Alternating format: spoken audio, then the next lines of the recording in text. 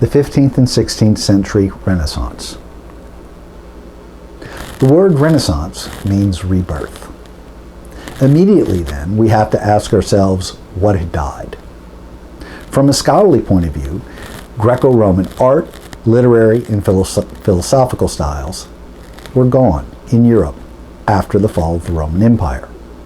Gone were humanism, secularism, and individualism. Those concepts are illustrated by this statue. The human form was beautiful. The physical world was beautiful. Individuals should strive to be their personal best. Individual achievement was recognized at places like the Olympics. Individuals strove to get the most out of humanity and the most out of the world. This was seen in Greco-Roman art, literary, and philosophical styles. What killed it? What had replaced it? Well, in the Middle Ages, the Roman Catholic Church valued other things. The Roman Catholic Church advocated the idea of original sin, that humans were fallen, they were broken, and they couldn't get up.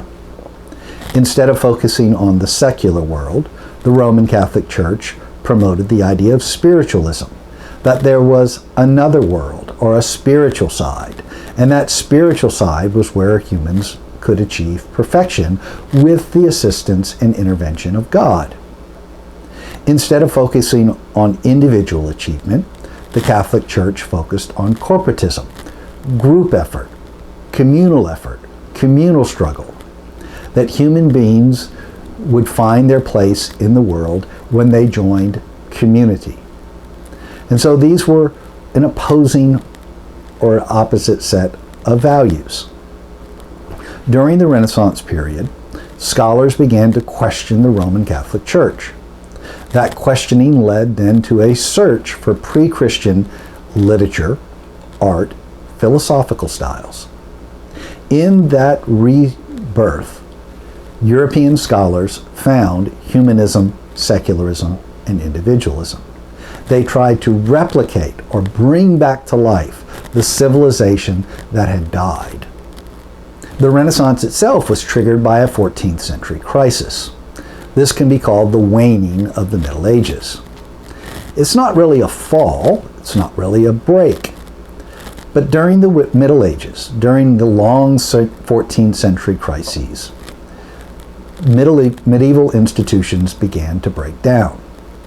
So for example, the economy broke down with the Black Death and a series of famines.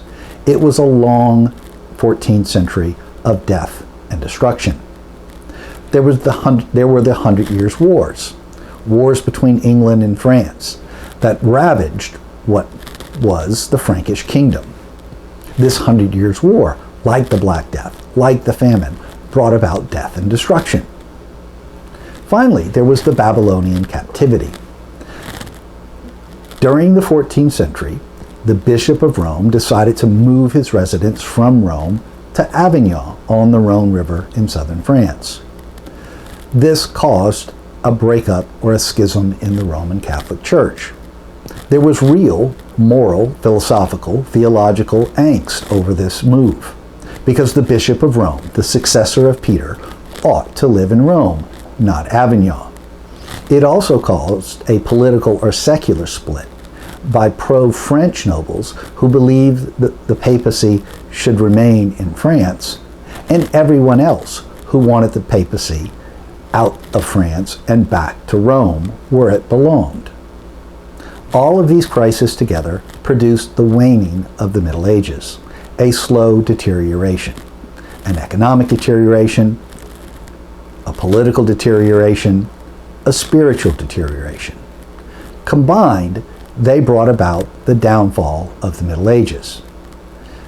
With the downfall of the Middle Ages, there was a questioning of Roman Catholicism and the ideas that had dominated for the previous 1,000 years. This is called the Renaissance, or the rebirth.